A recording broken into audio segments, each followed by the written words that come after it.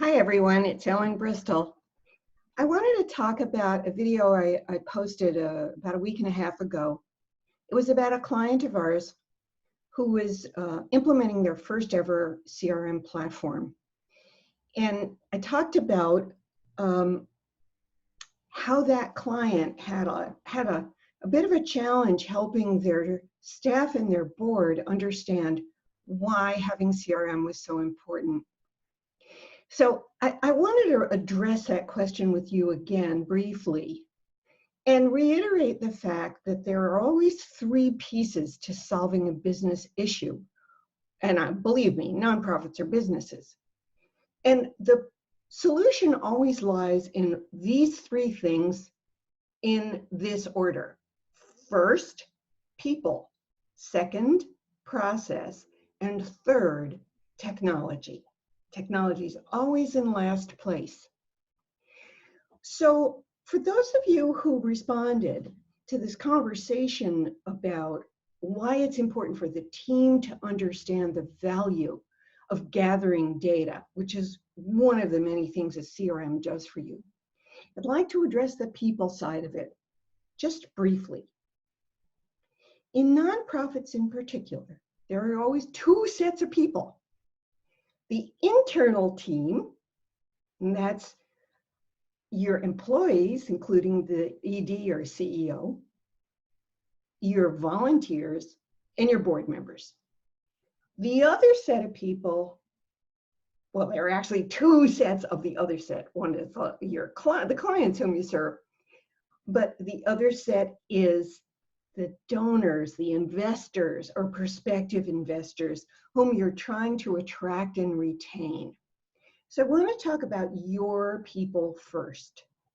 Why do your people need to understand something about fundraising, whether they never do it or they never touch your famous CRM platform? And the reason is because of an old cliche about the nonprofit sector. Fundraising is everybody's job.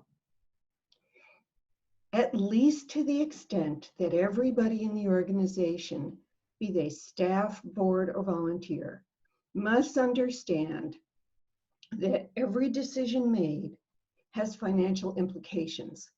When you're delivering service, there are costs associated. And you have to fund the operation to cover everything from core mission support, like rent and payroll and benefits and technology, to actual program delivery, service delivery. So the first thing that's important to recognize here is that you have to understand everybody in your nonprofit has to understand the difference between making money and spending money, and also the difference between donors that are passionate about your mission, your cause, your programs, and donors who are so-so, could care less, or they're overcommitted elsewhere, or they don't have any money. Well, even if they don't have money, they can still be advocates and supporters in many other ways.